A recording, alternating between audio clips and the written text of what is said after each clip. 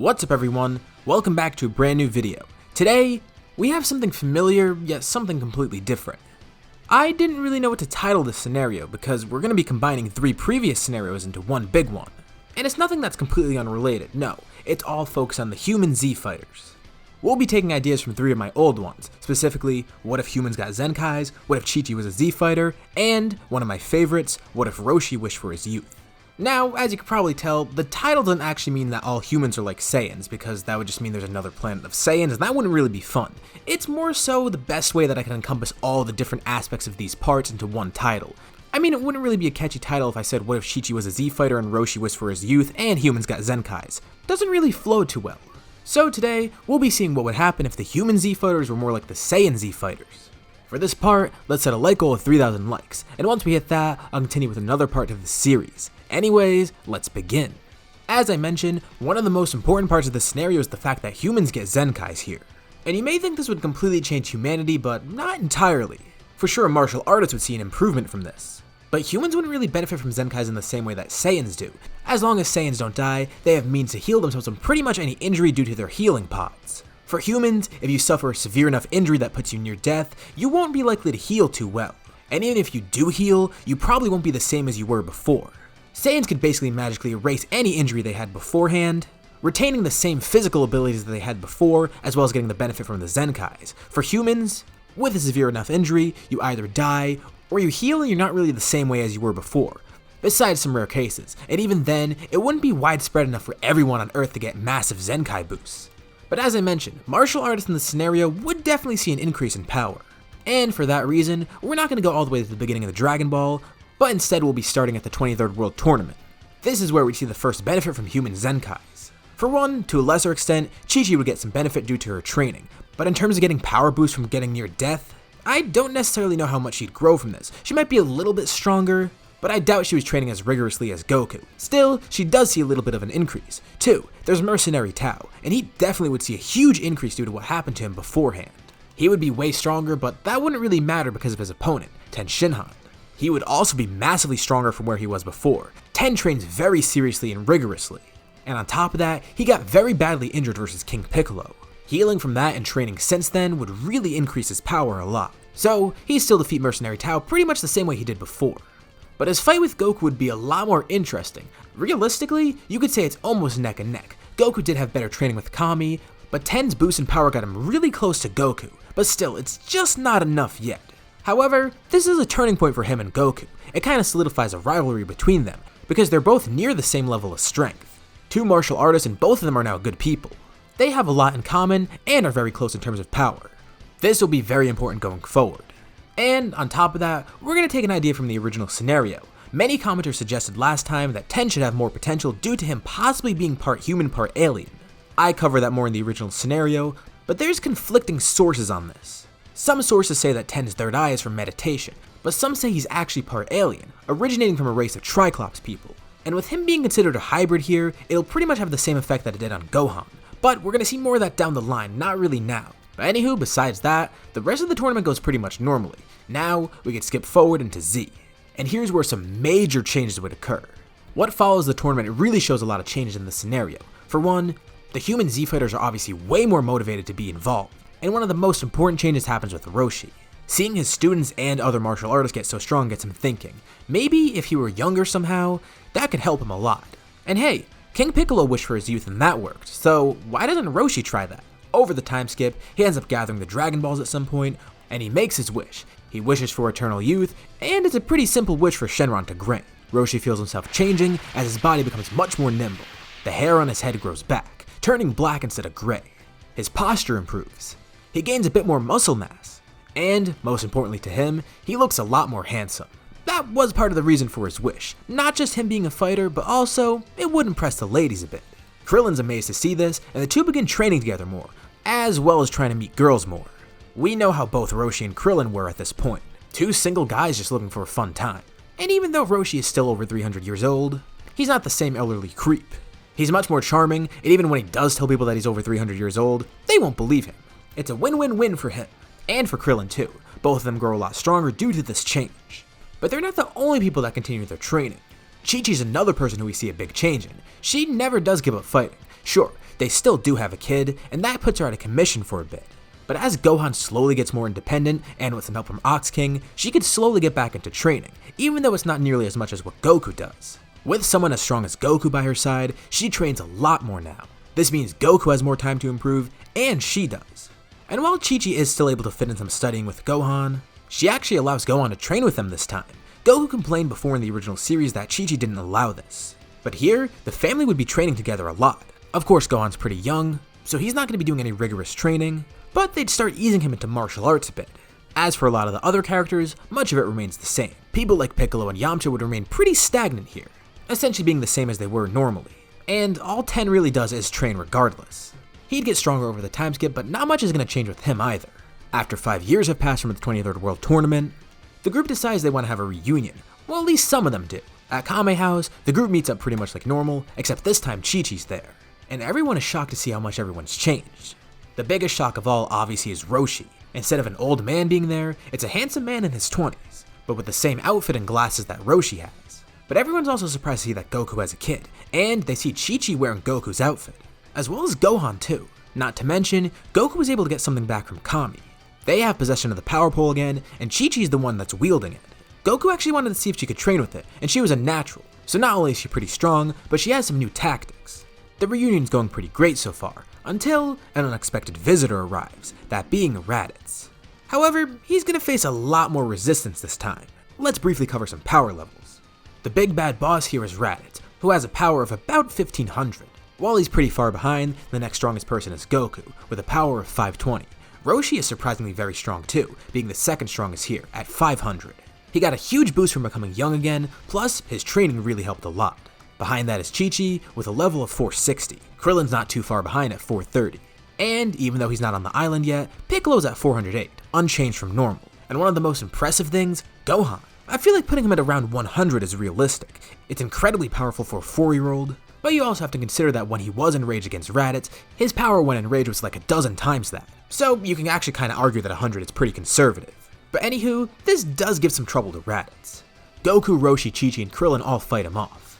And collectively, they would overpower him, but individually, they'd face a lot of challenge. Even though the 4 of them combined have more power than Raditz does alone, it's not necessarily that simple. Bulma stands back holding Gohan, but he starts getting angry watching this fight. Raditz is hurting his parents and his new friends. That nice man Roshi and that guy Krillin. Goku is distracted mid-battle when he senses this. He doesn't know where this power is coming from, and he's not sure if it's actually coming from Gohan like he assumed. When distracted by this, Raditz lands a big hit on him, knocking Goku into the water nearby as he jumps out ready to fight again with a bruised and bloodied face. Raditz is kinda in trouble here. He contemplates turning into a Grade 8, but just as he's about to, he's suddenly hit in the back by something strong. Enraged, Gohan launched over there, putting a hole in Raditz's armor as he attacked. But since Gohan's actually more of a fighter at this point, he actually lands a few more hits on Raditz before his anger is quelled. That brief burst in power that he got faded away, but it was more than enough to distract Raditz and injure him. As Raditz is knocked into the air, he looks down and sees. All the fighters there assume the same stance, with Roshi leading the way with one of his signature moves. He's glad to see that Chi-Chi knows it too. And together, the 4 fighters all shout Kamehameha. All the beams swirl into one, hitting Raditz head on, defeating him easily. It careens off into space, as Raditz falls to the ground, nearly dead. Despite his armor and scouter now being destroyed, and him being unable to stand up, he laughs, warning the group of 2 other Saiyan invaders that'll come in a year's time. They will avenge his death. And although Vegeta and Nappa won't hear about the Dragon Balls, they still will want to go to Earth. The planet would be nice to sell, but they also want to take another crack at turning Kakarot to their side. If not, they'll just wipe him off the face of the planet. So now this puts the group in a predicament. Piccolo has actually been watching the entire time and lets himself be known. They're not really in the mood for a fight with him right now, but Piccolo's actually here with a peace offering. He briefly faced Raditz before and saw his power, and if the other 2 Saiyans are even stronger than that, they'll need to team up. It's an enemy of my enemy situation, and Piccolo is now on their side. And with this, everyone will now train in preparation of the Saiyans' arrival. And on top of this, that means we now have every change in this scenario that we needed. Roshi has wished for his youth, and Chi-Chi is now pretty much an official Z fighter. And of course, we have the human Zenkais. With all these great changes in place, the real fun begins now. At Kame House, Roshi, Krillin, Goku, Chi-Chi, and Gohan will all train together. They'll each hone each other's power, as Roshi is still getting used to his new youthful body. He still has a few tricks up his sleeve to teach everyone, especially Gohan since he's so new to this. As for the other fighters, Kami trains Tenshinhan, Yamcha, Chaozu, Yajirobe, and Piccolo. So they're in pretty good hands. Everyone's amazed to see how strong they've each gotten over this time period. Yamcha and Yajirobe have obviously slacked off a bit, and Chaozu is just a little bit disadvantaged behind everyone, but he still did get a bit stronger. However, Piccolo did have a noticeable increase in power, even though he still is at the same area that he was normally. Ten, however, is one of the most impressive. No one really knows why he got so strong. Obviously, everyone is pretty unaware of Zenkais still. Even Goku, who now knows he's a Saiyan, doesn't know about that for him either. They wonder if it has something to do with Ten's third eye. But Kami may have the answer. With how knowledgeable Kami is, and the fact that he's God, he may actually be able to provide some insight to everyone. It's not a necessarily common occurrence, but he tells everyone that when a human gets close to death or has rigorous training, they see a major increase in power if they ever fully heal. And with the amount of times everyone here has experienced it, that's why they see such great gains. Not to mention, the access to ki and proper healing with Senzu beans does help that. As for Goku though, it's kind of an odd case, because he's clearly not human, they know he's a Saiyan now. Kami's best guess is that Saiyans have a similar property to them. Now, it's time to cover some more power levels. After the year of training, I feel like it would go kinda like this. Given his increased potential in this scenario, Tenshinhan would be at around 7,200, with Goku close behind at 7,000. Roshi would also be going close behind at 6,800. Following that is Chi-Chi at 6,500, then Krillin at 6,000. Behind that, Gohan at 5,500, then Yamcha and Piccolo both at 4,000. Chaozu's a bit harder to scale, but let's just say he's around 3,000, with Yajirobe at the bottom at 2,000. As we could see, clearly everyone has benefited here, plus they have 2 extra fighters, with Chi-Chi and Roshi, who are both really strong. Things are looking good, but they don't know how strong the Saiyans will be yet. After some time, the Saiyans do arrive. Vegeta and Nappa land on Earth, immediately destroying a city. Fast forward a bit, and they encounter the group. Vegeta and Nappa aren't really too impressed. Even if they did kill Raditz, he was pretty weak and it did take 4 of them to kill him, so they're not too concerned. Immediately, they dispatch some Cybermen, with Krillin and Yamcha defeating them all alone. Except for 2 that get away and attach themselves to Yamcha, self-destructing. But even with this self-destruction, Yamcha still lives. He's a bit injured, but this may actually help him later with a boost in power. Although he did get a little bit too confident he's going to have to sit out this one, but at least he's not dead, and if anything, he benefits from the Cybermen attacking. Same thing with Krillin too, being caught in the explosion. Okay, well, they defeated the Cybermen, but that's still not too impressive. Nappa steps up, ready to fight, and Roshi's the one to face him. Now, Nappa laughs because this guy is pretty small and he can't really do anything against him, or at least, it seems like that. Nappa has a very intimidating presence, standing over Roshi, but Roshi doesn't budge. He maintains a calm, almost confident demeanor. He starts by throwing a punch towards Roshi, but Roshi catches it, pretty easily in fact, maneuvering behind Nappa, then pinning that arm behind his back. He chuckles a bit. Is that all this alien's got? Okay, Nappa can tell that he's being mocked. He gets more serious and keeps fighting, but Roshi notices that this guy has only brute strength, no skill at all. Sure, there is some sort of tactical play here and there, but in terms of skill, Roshi's got way more than Nappa. Plus, he does overpower Nappa too. Nappa jumps up angrily, charging a Bomber DX, throwing it at Roshi. Roshi stands still, and just as the attack is about to collide with him, he shouts, letting out a massive Ki. Think of the way that Ten reflected a Kamehameha not too many arcs ago. It's the same principle here, as Roshi deflects the attack right back at Nappa. The attack collides with Nappa, exploding. And beforehand, Roshi was a bit too prideful and didn't want to use Shen's technique of flight, but he puts aside that pettiness and decides it's a pretty practical thing for him to use. He shocks everyone as he jumps up in the air, showing off that he can now fly. As the smoke dissipates from the blast, he looks down and can't find Roshi, but the Turtle Hermit is right behind him. Nappa turns around, angrily attacking. But right before his punch connects, with one hand, Roshi catches it, as Roshi's other hand appears in front of Nappa's chest, hovering about an inch away. He shouts, utilizing a 1-inch punch. Nappa's eyes immediately go blank as he goes unconscious, plummeting to the ground. Okay, now Vegeta's a little bit impressed, but he still doesn't think that they could defeat him. He can tell it's going to be kind of a struggle though, although he knows he's not going to need Nappa's help anymore since he was defeated so easily. So he disposes Nappa. As he steps up to face Roshi, Goku, Chi-Chi, and even Gohan step up to face him. The entire family and Roshi are ready to face Vegeta. A low-class Saiyan, his runt of a son, and 2 Earthlings. What are they gonna do against him? The 4 all fight in perfect synergy. Individually, they're obviously weaker than Vegeta, but collectively, they actually kinda outpace him. Vegeta suddenly feels his tail grabbed behind by Roshi. He laughs. Did they really think that little trick would work? That's not a weak spot, he feels no pain. They are a bit shocked to hear this, but that doesn't matter. That wasn't really the main goal. The goal here was so Roshi could hold out the tail so Chi-Chi can come and slice it off. Vegeta shrieks in pain as his tail is severed. This was a protective measure so he wouldn't transform into a great ape. Of course they would know all about it.